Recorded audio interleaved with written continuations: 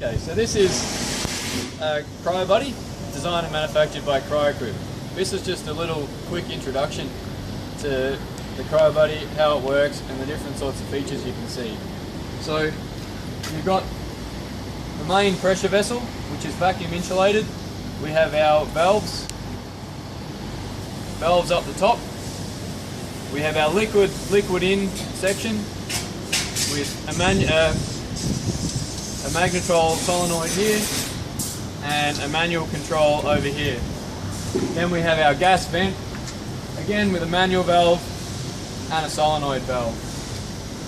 This is a special order Cryobuddy, and we have a switch over manifold on the relief valves in the various sections.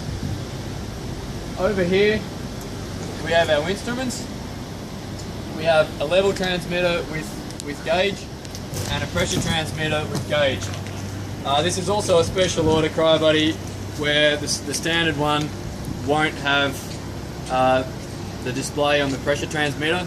It'll just have a small pressure transmitter without a display.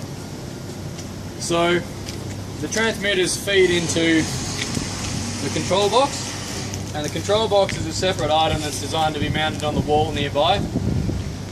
We have two controllers for pressure and for level, and we have a number of other switches and dials.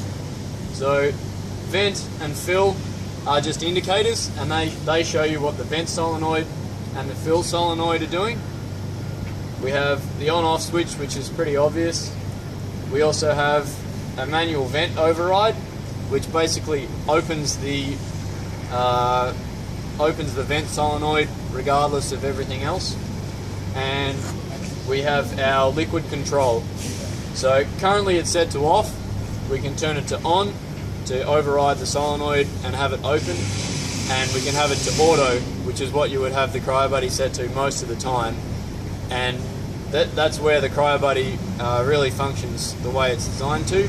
So you'll get a high pressure liquid source coming in, and the Cryobuddy will lower the pressure and vent out all the excess gas automatically.